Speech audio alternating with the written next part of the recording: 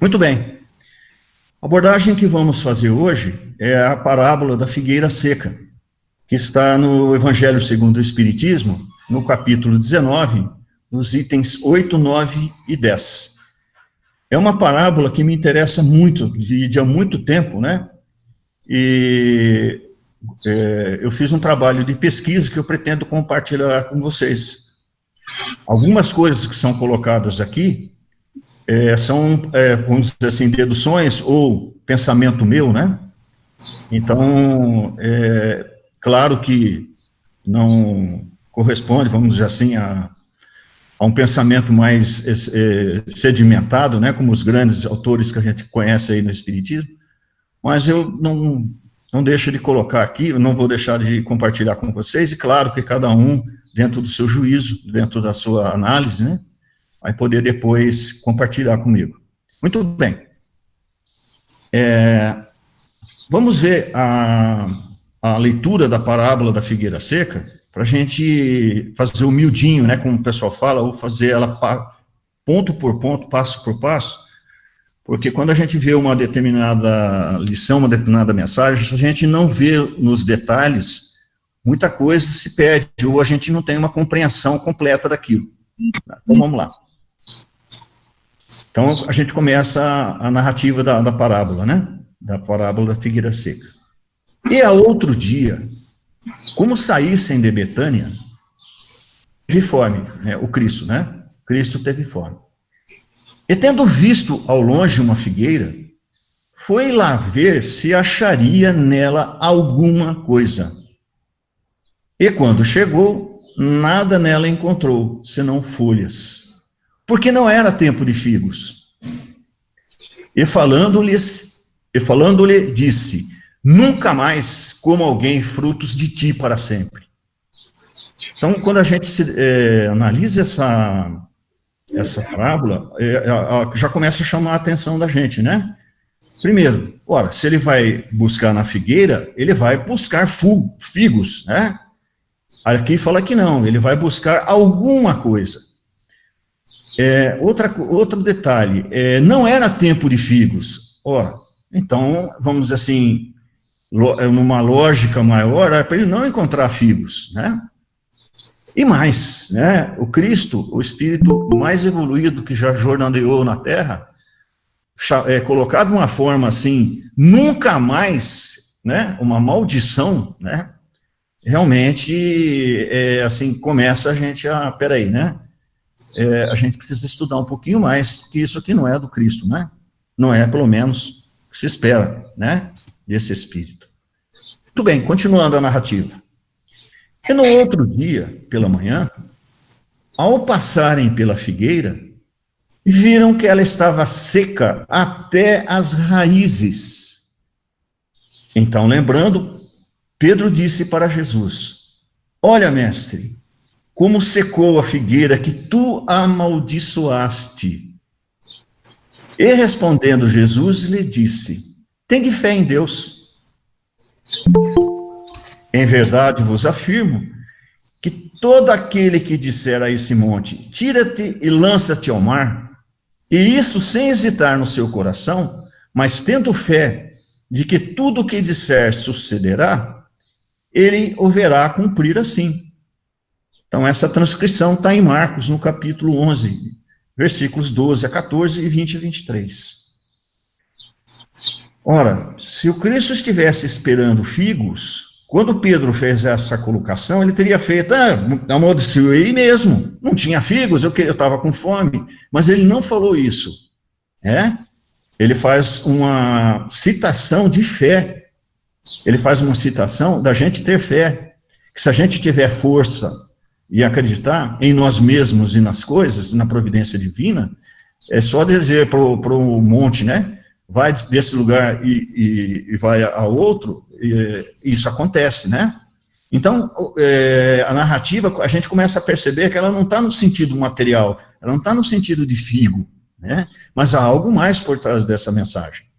Que vamos, então, começar a ver um pouquinho mais. Para a gente entender o que se passa nas Escrituras, é interessante a gente fazer sempre uma viagem no tempo e no espaço, para a gente entender o primeiro momento histórico, né? Segundo, o lugar, né? Porque as parábolas do Cristo são lições, né, que usava muito das condições locais, né, e regionais, né, e também daquilo que a natureza tinha à sua volta, né. Então vamos fazer essa viagem no tempo para a gente entender. Primeiro, quando que aconteceu isso, né? O Cristo tinha ido a Jerusalém, conforme estava falando ali, né? E tinha, quando ele foi em direção a Jerusalém, é que, entre aspas, ele amaldiçoa a figueira. E quando ele volta no dia seguinte em direção a Betânia, é que Pedro vê, estupefacto, né, que ela tinha secado até as raízes. Então a gente já começa, nossa, mas é tão rápido assim para ela ter secado, né? Será que foi exatamente assim? Aí começam as conjecturas, né? Então vamos ver as circunstâncias, né? Essa passagem aconteceu no dia seguinte à entrada de Jesus em Jerusalém, montado em um burrinho e saudado pelo povo com ramos de palmeiras. Ao final deste dia, Jesus regressou junto com os discípulos para as cercanias da cidade, num local denominado Betânia, onde residiam os irmãos Lázaro, Marta e Maria, nas casas dos quais ele costumava se hospedar. Difícil aceitar que Jesus iria fazer secar uma figueira, por estar sem frutos, não sendo a época da frutificação. Todavia, como Jesus nada deixou escrito, e seus ensinos foram escritos mais tarde, conforme a memória dos que conviveram com ele, Mateus e João, e dos que os transmitiram a Marcos e Lucas. Em suas pesquisas, temos de procurar entendê-los, no seu contexto intelectual e moral, não perdendo de vista a missão de Jesus de trazer a boa nova. De trazer na boa nova o código moral, o único capaz de transformar o espírito imortal, de simples e ignorante, como foi criado, em um ser perfeito e feliz. Então a gente começa agora a pensar, né? Ora, por que o Cristo, tudo, né, no Cristo é simbólico? Nada é o acaso, a gente tem que tudo ele aproveitava o tempo inteiro, não só através dos seus ensinamentos, né? Como o Sermão do Monte, em que ele verbalizou, né? De imorredora beleza, assim como na maior parte das vezes ele fazia no jeito simbólico, no jeito das suas atitudes. Então, tudo que ele fazia tinha uma simbologia por detrás. Então, por que o figo? Né? A parábola da figueira que anuncia o verão. E tem uma outra parábola que também trata da questão do figo, né? E a gente vai tratar dela agora para a gente ir fazendo contrapontos com a primeira que a gente já leu. Em Mateus capítulo 24, versículos 32 a 33, Jesus explicou que a figueira se renovava, crescendo novas folhas, quando o verão estava próximo. Assim, quando as pessoas viam a figueira florescendo, sabiam que o verão estava chegando, né, que ele estava próximo. Então a gente começa de novo a fazer aí uma outra colocação. Então, o Cristo tinha ido até Jerusalém, passado por aquela ovação popular, né, com ramos de oliveiras, etc., ramos de palmeiras, então estava muito próximo, né, o momento do seu martírio. O povo que tinha saudado, dentro em breve, traria, vamos dizer assim, ele a julgamento, né, porque ele não preenchera, né, no contexto material, o que a turba esperava, né?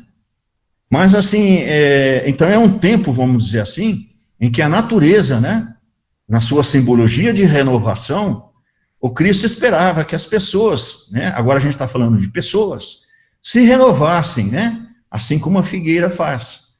Renova suas folhas e fornece frutos, né? Ou seja, recebemos a boa nova e nos transformamos, né, em árvores boas. Porque de uma árvore boa se conhece os seus bons frutos. Mas continuando. Antes de contar essa parábola, Jesus tinha revelado alguns sinais que iriam acontecer antes do fim dos tempos. Ele usou essa parábola para explicar que esses sinais servem de aviso que o fim está próximo. De novo, gente, a gente tem que chamar sempre atenção. Não é o fim do mundo, tá? É tão propalado, tão temido, tão vendido aí em DVDs, CDs e parafernálias todas, mas sim o fim de um tempo, o fim de um ciclo. Assim como o figo fecha um ciclo do ano, em que ele faz o tempo de, vamos assim, preparo, recebeu folhas e concedeu frutos, assim somos as pessoas devem ser, né? E dentro de um tempo que ali se resumia, que ali se fechava, foi dado à humanidade, vamos dizer assim, várias oportunidades, né, de fazer fechar esse tempo, esse ciclo. E o Cristo, ele estava fechando naquele momento um tempo também, ele veio, né, com a missão de trazer uma nova lição, uma boa nova, né, e estava fechando ali um tempo, né, ele tinha, vamos dizer assim, feito a semeadura, né, e estava fechando ali um tempo. Ele usou essa parábola para explicar que os sinais servem de aviso, que o fim está próximo.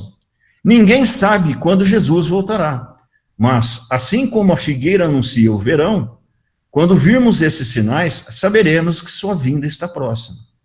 Mas o Cristo vai vir de novo nas nuvens, e 7 trombetas tocando pelos 7 cantos da terra?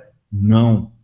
O Cristo vai voltar hoje, por exemplo, quando ele bater na porta da sua casa, numa pessoa pedinte. O Cristo vai voltar quando você estiver na sua casa espírita, ali, no atendimento fraterno, e vir uma pessoa pedir um conselho, ou pedir um atendimento, ou pedir um passe. Assim como na igreja, né, o Cristo, né, a gente não tem a petulância de querer pensar que ele está só na casa espírita, mas em todas as formas religiosas, em todas as formas de trabalho, né, em todas as frentes de trabalho, o Cristo vai estar retornando, né, na forma de oportunidade de trabalho. Então é o fim de um tempo, né, do nosso coração endurecido, para uma retomada de um tempo novo, com entendimento melhor. E o fruto que se doa, né, para matar a fome, tanto material quanto espiritual do nosso semelhante, é o Cristo que bateu na nossa porta, é o Cristo que retornou. O figo, né, que o Cristo se referiu, por que será que ele se referiu ao figo? Por que não, né, a uma outra fruta, a uma outra... um outro alimento, né? Para explicarmos em termos simples, os figos não são, estritamente falando, frutos. São flores invertidas. As figueiras não florescem do mesmo modo que as macieiras ou os pessegueiros. Suas flores se abrem dentro de uma vagem, em formato de pera, que mais tarde amadurece e se converte no fruto que comemos. Então, a gente pode pensar, simbolicamente, que o figo é o trabalho individual nosso, no silêncio, que a mão esquerda não veja o que sua mão direita está fazendo, né? Mas você, através do sofrimento, através das dificuldades externas, você está embrionando as flores, né? Que se transformam, não para ostentação, né? Mas sim para um trabalho real, né, de criação de frutos internos, né, a começar a matar a sua fome material, a sua fome espiritual, e em seguida, de mãos cheias, como era dito pelo Cristo, a toda a coletividade que tiver ao nosso derredor. Essa coletividade pode ser pessoas como nós, né, nossa família, os nossos amigos, etc., assim como nós, espíritas, que adentramos na nossa casa, também dividimos com os espíritos amigos, que sempre buscam a casa espírita como uma porta, né, como um porto, como um local onde buscam aí, muitas vezes, explicação para aquilo que está acontecendo, né, que eles não estão entendendo, né, um ciclo que encerrou para eles e começou um ciclo novo. Então, cabe na casa espírita oferecer esse figo interior, né? E que a gente pode muito bem fazer isso com o nosso coração. Muito bem, continuando um pouquinho mais, estudando um pouquinho mais o figo. Junto com a oliveira e a videira, né, do vinho, a figueira, também chamada de ficus carica, é uma das plantas mais destacadas da Bíblia, tendo mencionada em 50 textos. Aí começa no Antigo Testamento, né? Nessas citações aqui. A figueira é nativa do sudoeste da Ásia, de Israel, da Síria e do Egito. E é famosa por sua notável longevidade. Embora essa árvore também viceje de forma silvestre, para produzir bons frutos, ela precisa de cultivo. Isso está em Lucas. É bastante adaptável a vários tipos de solo, crescendo bem até mesmo em solo rochoso. Olha que planta abençoada. Vamos sair do contexto material e trazer para o contexto espiritual. Então, a nossa figueira, nosso coração, o nosso espírito, ele é de notável longevidade, não é? Ele pode frutificar, sim, em qualquer lugar, seja em solo favorável, né? Em tempos fáceis, em tempos onde o vento sopra a nosso favor, como em épocas mais complicadas, como a gente está vivenciando. Tanto pode vicejar naquele que tem fé, naquele terreno farto, né? Como naquele mais dificultoso, mais pedregoso. É frutificável em qualquer lugar. Deus dá a oportunidade de renovação, de insight em todos os terrenos, em todos os corações. Mas tem um detalhe, o filho. Ele viceja, sim, de forma silvestre, mas ele necessita de manuseio. O que é isso? É a gente trabalhar o nosso sentimento. Eu podo a minha videira, então no caso, o figo, tirando aqueles ramos que vão secando, e volta com mais força. Eu adubo, ele vem com mais força. Eu ponho água, enfim, eu vou tendo mais cuidado com essa planta. Ela vai dando cada vez mais frutos e vai tendo cada vez mais tempo de produção. Assim é o nosso espírito. Eu preciso trabalhar o orgulho, a vaidade, o ódio, o rancor, todas esses ramos secos, né? Que fazem parte ainda do nosso arcabouço, que faz parte ainda da nossa personalidade. E eu fazendo essa cepa, eu fazendo essa poda, né? Eu vou estar preparando cada vez mais a minha figueira interior. Existe a safra temporã e a seródia.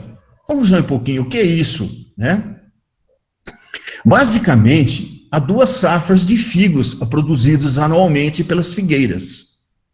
Os primeiros figos maduros, ou figos temporãos, em hebraico bicurá, que amadurecem em junho ou no começo de julho.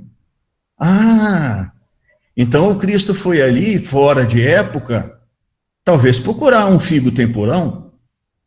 Quando a gente era garoto, nos nossos tempos de meninice, a gente adorava uma goiaba, né? Ou aqueles frutos do campo, né?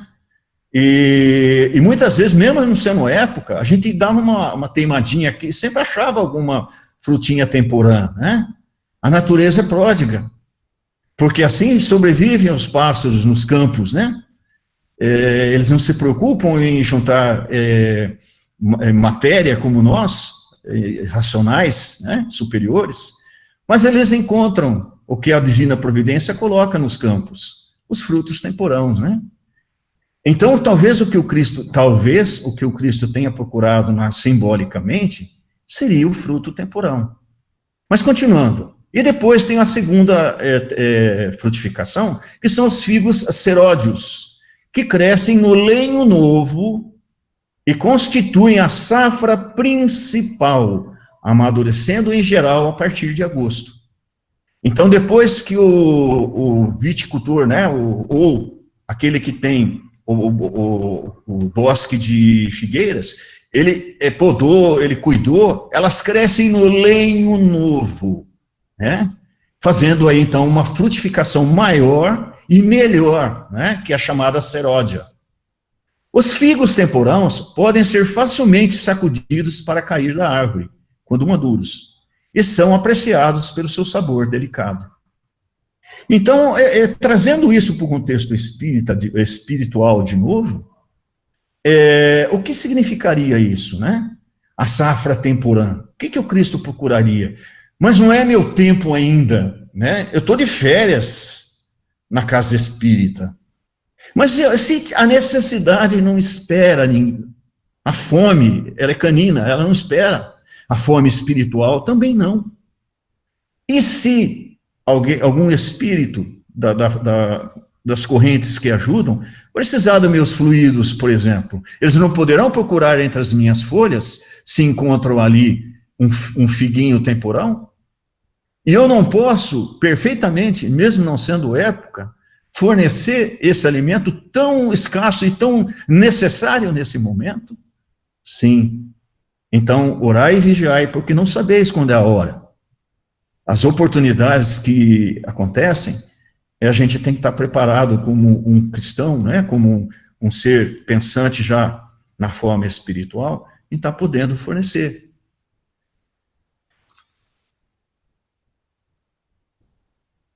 Aqui tem uma gravura do Cristo, né, com a chamada figueira, com a figueira, né? Muito bem, vamos estudar um pouquinho onde se passou, né? A Betânia. Onde que é a Betânia? A Betânia é a região que se localiza hoje na Jordânia, né? Aquela região fértil que ficava ao lado do Jordão, o rio que abastece toda aquela região. E esse local que é onde está figurado, onde tem essa construção, é dito onde o Cristo foi batizado por João Batista, né? Então é um lugar assim muito querido, foi muito visitado pelo Cristo.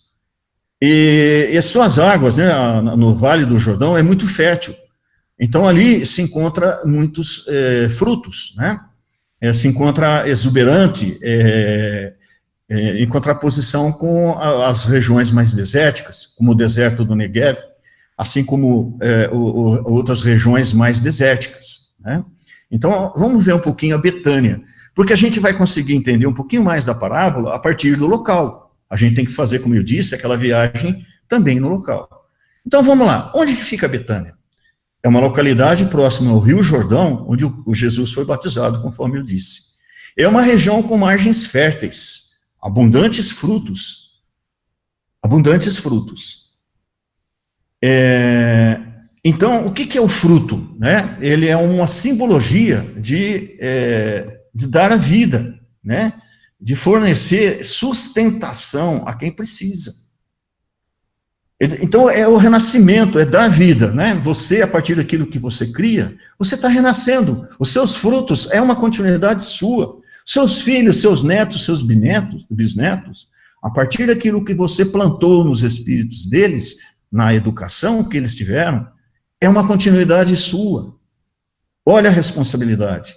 Se você foi descuidado com isso, eles responderão, né, de uma forma de sofrimento também pela continuidade.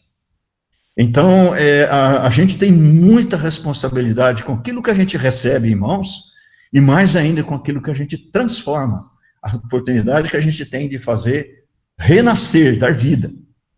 Interessante notar que é uma aparente contradição, se tomarmos a parábola no sentido literal da transcrição. Porque reforçamos nunca o Cristo amaldiçoar uma planta por não ser próprio de um espírito evoluído. Claro, Cristo nunca, né, com conhecimento, com a evolução, com a sabedoria desse espírito, como eu disse, como está no livro dos Espíritos, o espírito mais evoluído que já jornadeou no nosso planeta, jamais ele ia amaldiçoar, ainda mais um elemento de um reino vegetal, não é? E ainda fere a lógica, porque não era a época de frutificação do do figo. Era uma possibilidade de, né? Mas o Cristo também não ia amaldiçoar, né? Então vamos ver um pouquinho, né? Essa questão da região mexe um pouquinho com o meu... Agora eu vou colocar para vocês algumas opiniões minhas, né? Que depois vocês podem, não, o Genivaldo literalmente viajou, não tem nada a ver e tal.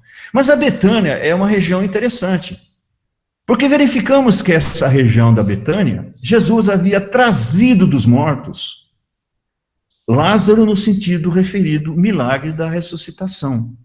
Então, olha só, ele traz dos mortos Lázaro e condena à morte uma figueira.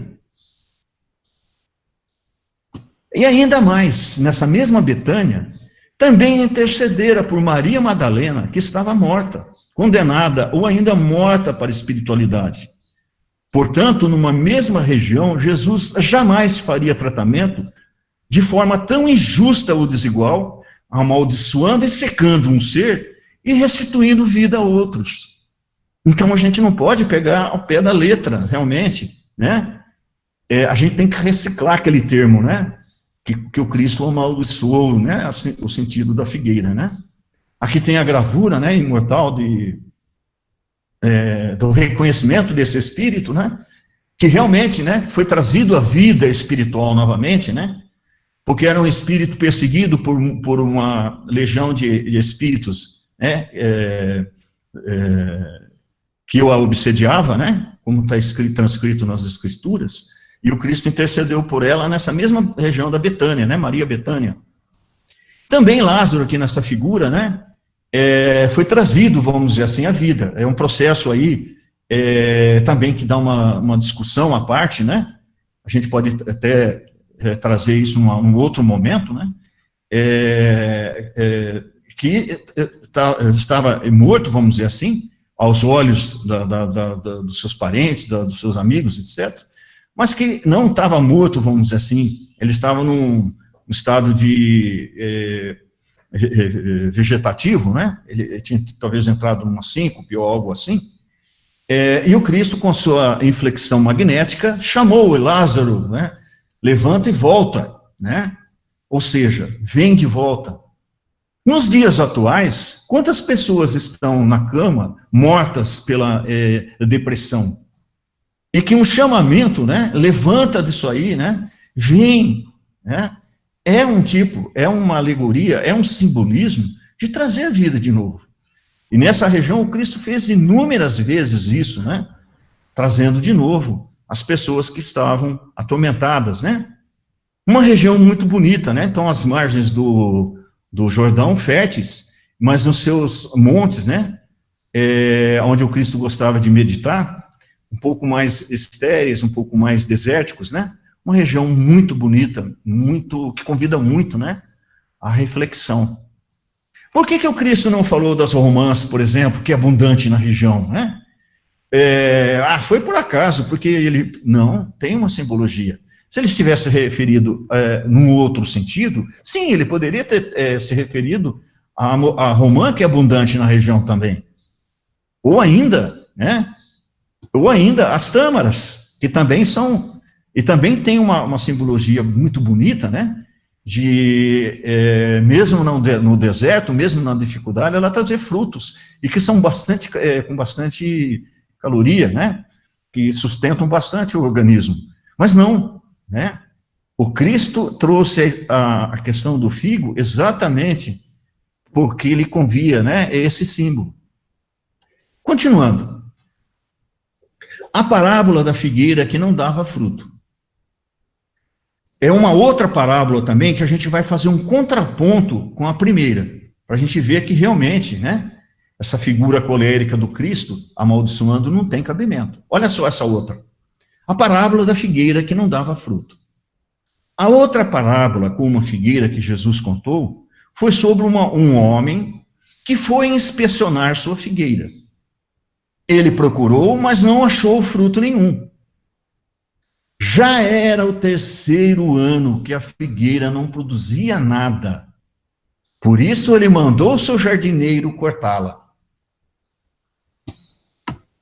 A figueira estava apenas sugando a vida do solo, sem produzir nada de bom. Isso está em Lucas, no capítulo 13, versículo de 6 a 7. O homem que cuidava das árvores pediu mais um ano ao dono da árvore. Ele iria adubar a figueira e cuidar bem dela, para que desse fruto. Se mesmo assim a figueira não produzisse nada dentro de um ano, ela seria cortada. Continuando ainda em Lucas, no capítulo 13.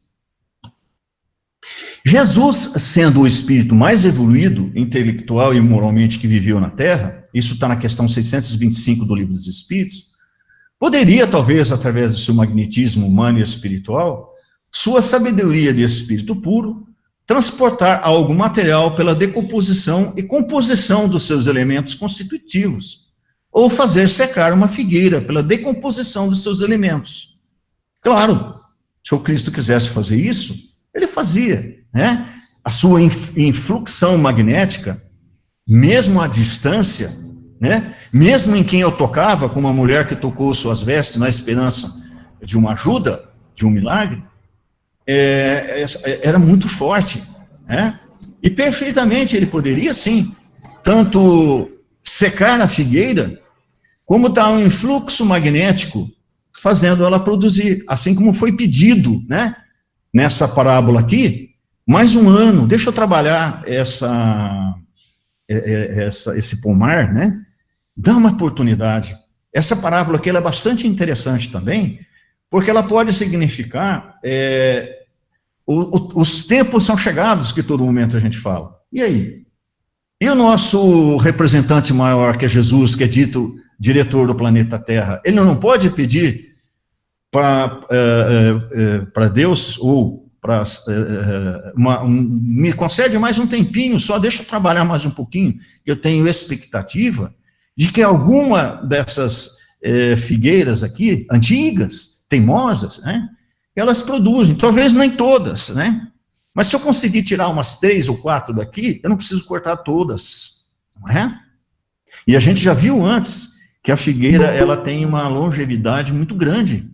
Então, se ela conseguir ser, de alguma forma, trabalhada para produzir, ela vai ser mais, assim, produtiva até, do que uma recém-plantada, porque a recém-plantada vai ter que fazer todo o ciclo de crescimento, fortalecimento, ela vai estar mais sujeita aos ventos, né? Mais frágil. Então, investir, vamos falar assim, numa mais antiga, recuperar um espírito mais endurecido, é um trabalho muito necessário, né?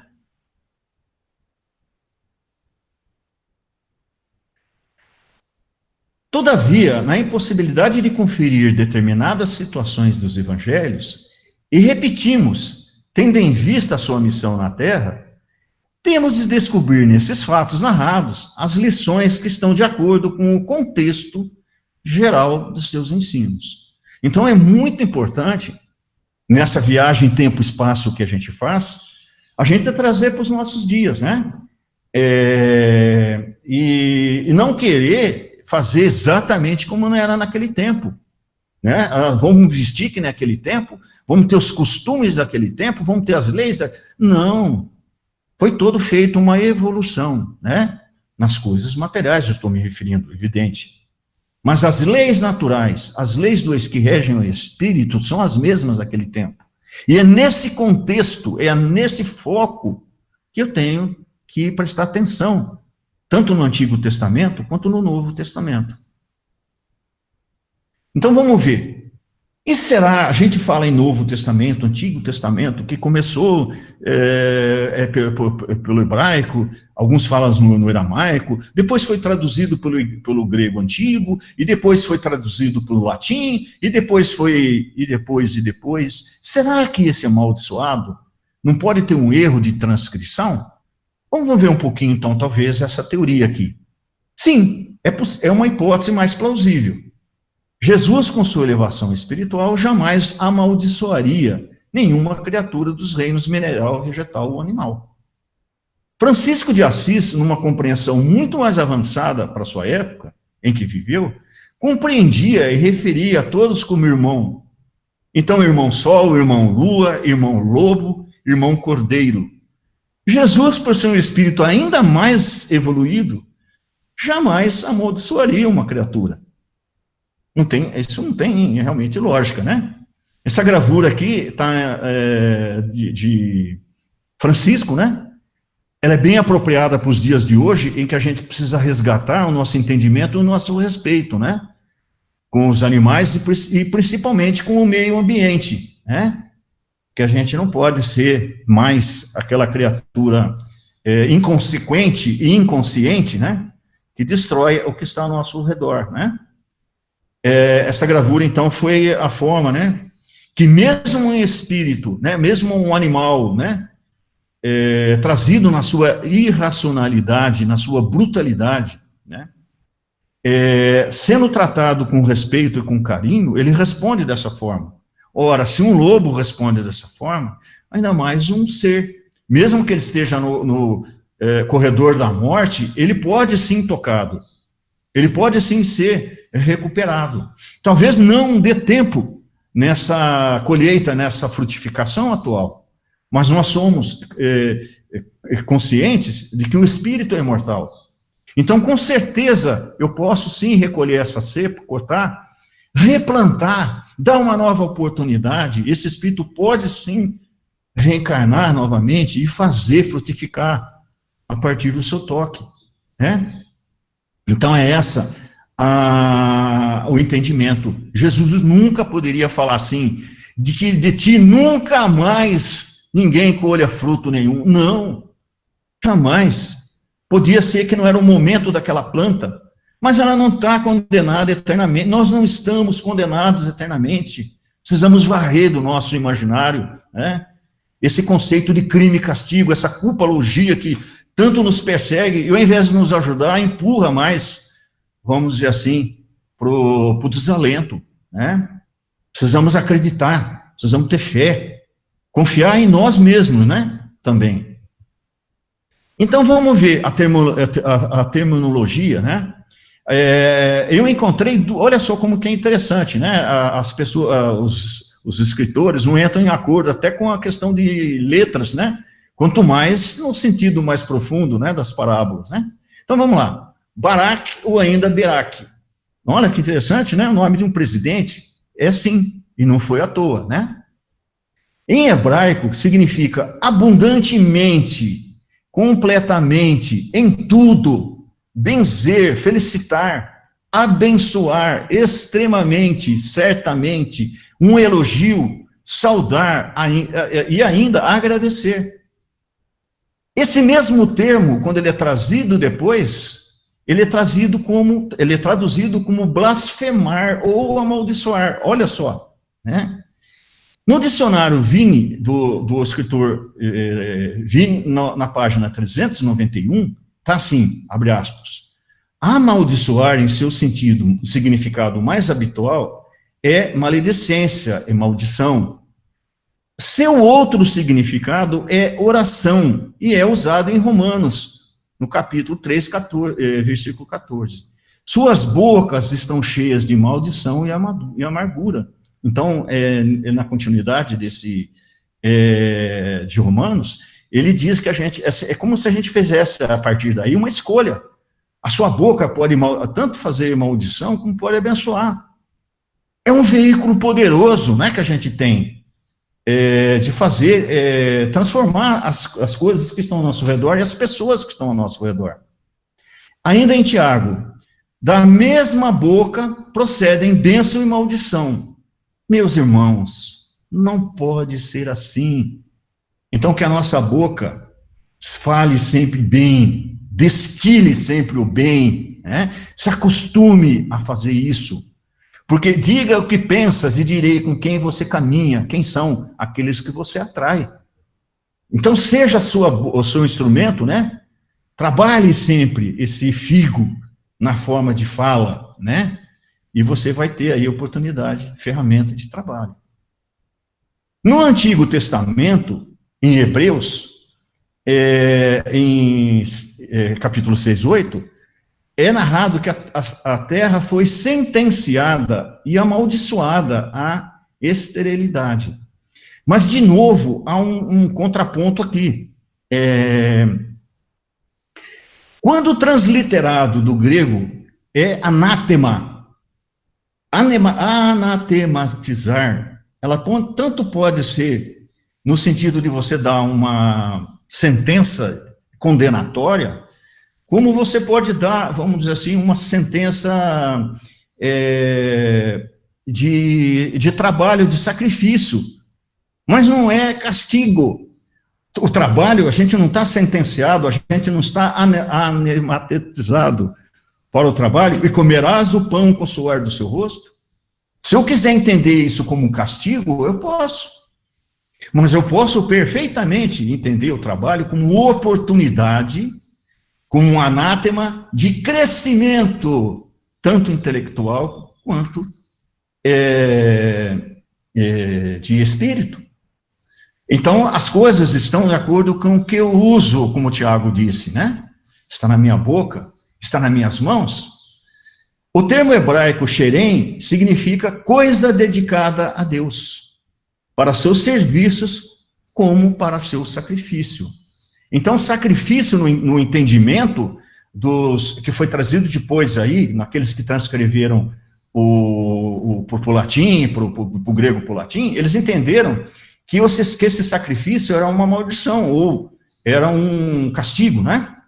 E não é exatamente assim. Olha só, no Antigo Testamento, em Gênesis, no capítulo 24, 59, essa parte, Abraão designa um servo. O Abraão já estava bem envelhecido, né? E preocupado com a continuidade da sua geração, ele designa um servo para encontrar uma esposa a Isaac, seu filho. E ele diz na transcrição que ele não devia buscar entre os cananeus, porque as mulheres cananeias, elas não tinham, assim, vamos dizer, uma boa... não poderiam contribuir para aquela finalidade, né? De criar, vamos dizer assim, a posteridade. Que ele devia buscar, assim, nas terras, que ele ia encontrar por sinais, né? E por determinados gestos que essa moça faria, né? Então, o servo foi até lá. E após identificá-la, ele comparece na tenda do pai dela, né? Faz o contrato de casamento, que naquele tempo era assim, né? Levando-a consigo. Na despedida, seu pai, o pai que chamava Labão, né? Mas não aquele Labão de Sodoma, é um outro, né? Ele se despede assim de sua filha. Despediram-se, pois, de sua irmã Rebeca, de sua ama, do servo de Abraão e os que o acompanhavam. Então ela vai em comitiva, né?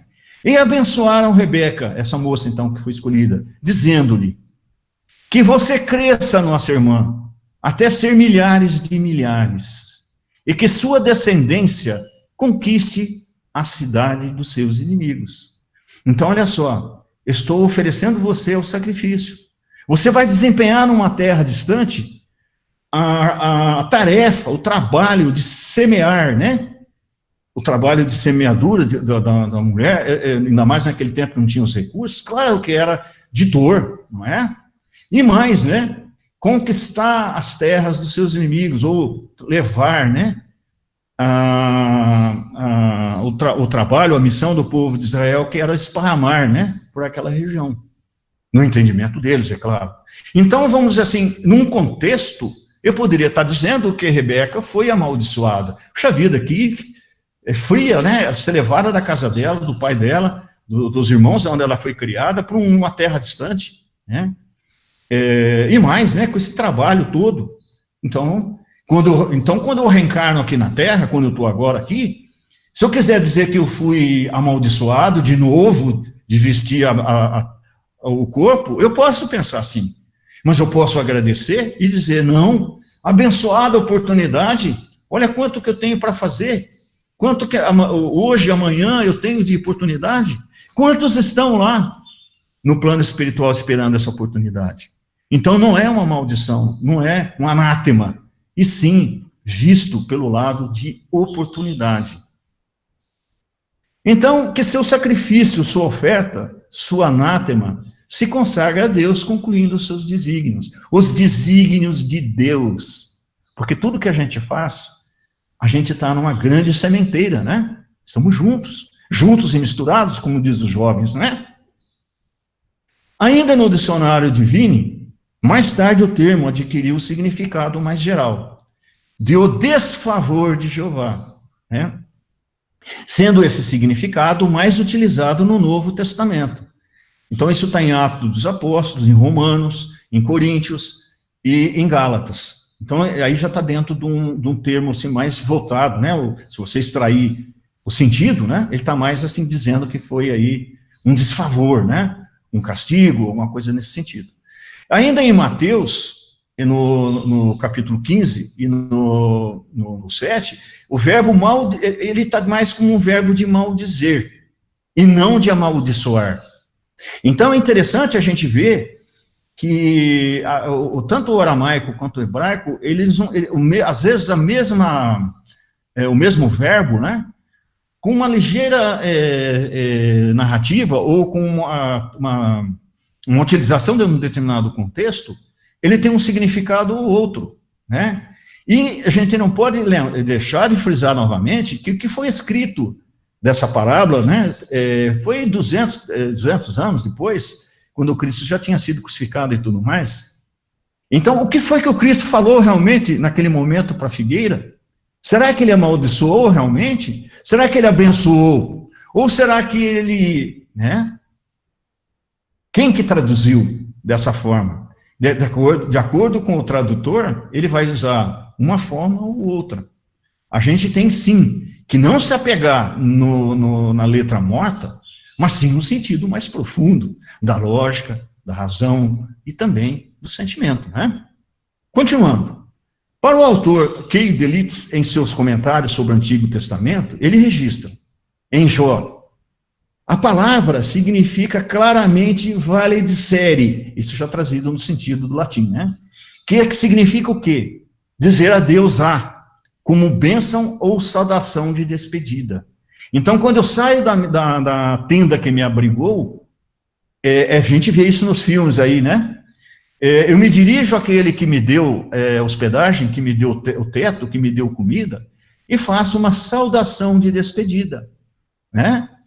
É um agradecimento, é uma saudação de bom coração, de gratidão, mas ela é muito próxima, né, daquele sentido da maldição. É claro que aí, no caso, eu estou agradecendo, eu não estou amaldiçoando.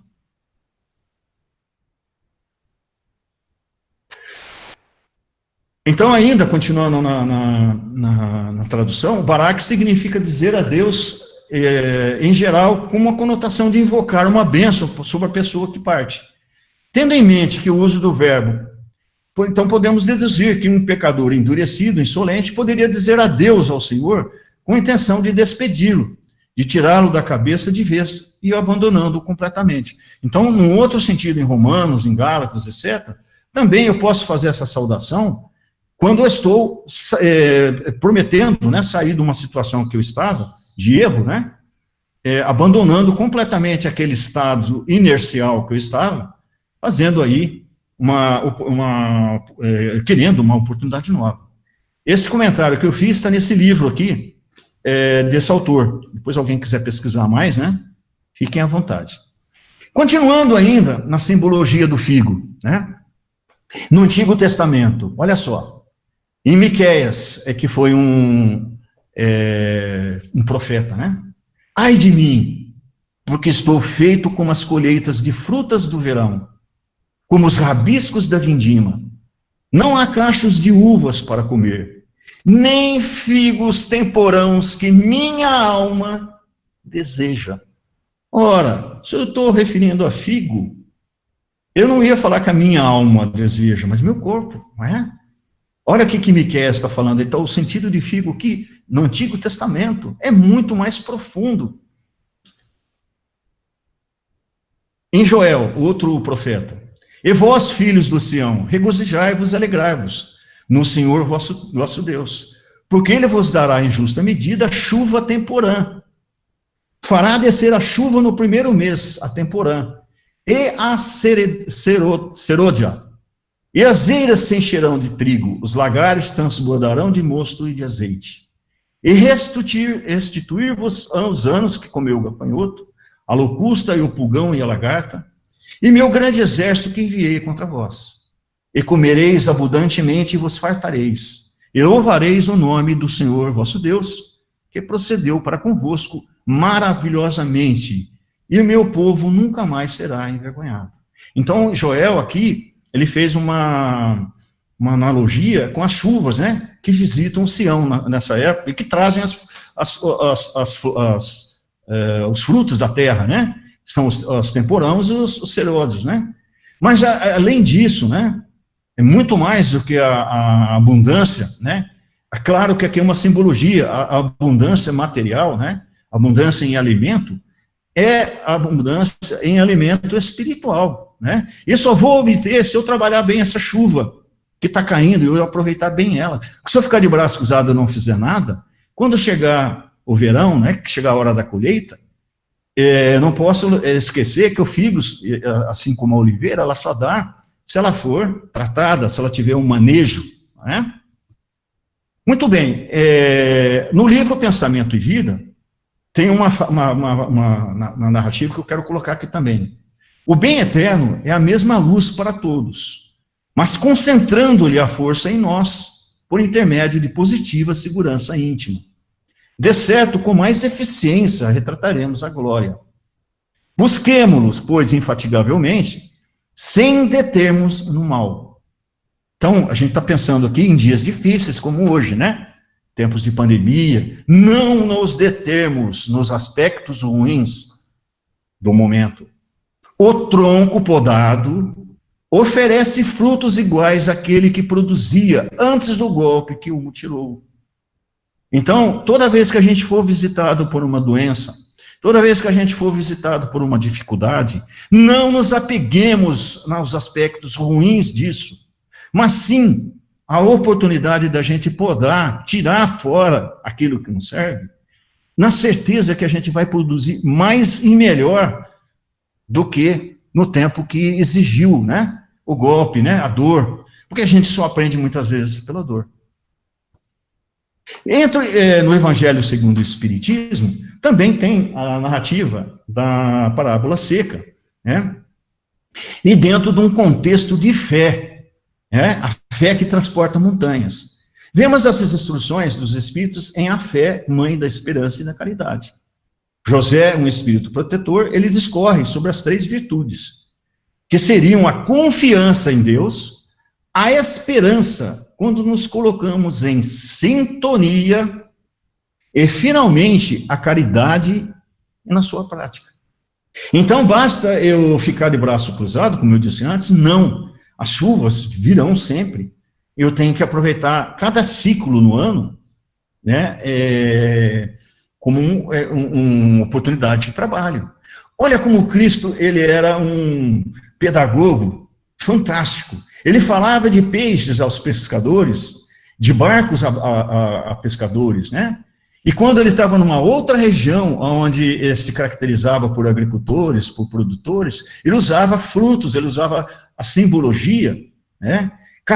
Mas cada um entendia a sua lição dentro daquilo que ele fazia como simbologia, né? Reforço de novo, a gente não tem que se apegar à letra morta, né? Continuando. Dentro da fé divina e a fé humana, né? Na instrução à fé divina e humana, no Espírito Protetor, ele esclarece que temos um potencial em nossos espíritos para produzirmos, gerarmos frutos que poderão mitigar a fome material e espiritual, principalmente. Que não fiquemos apenas no aspecto exterior, somente nas folhas, sem produzir frutos. Façamos de nossa vida um manancial de trabalho em conjunto com a espiritualidade maior.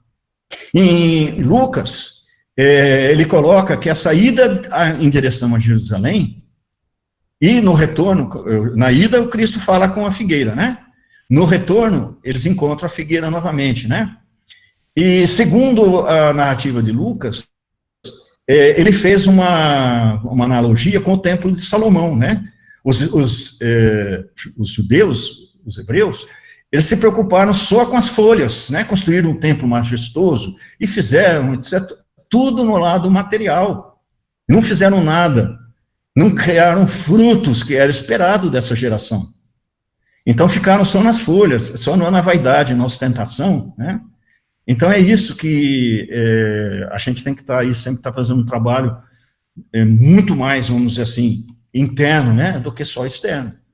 Assim, Allan Kardec viu na figueira seca o símbolo das pessoas que apenas aparentam o bem, sem nada de bom produzirem, dos oradores, das pessoas que falam bonito, mas que nada ensinam de proveitoso, pois são palavras vazias de conteúdo, para quem as ouvem, das pessoas que poderiam ser úteis, mas não o são, de todas as utopias, de todos os sistemas vazios, de todas as doutrinas sem bases sólidas.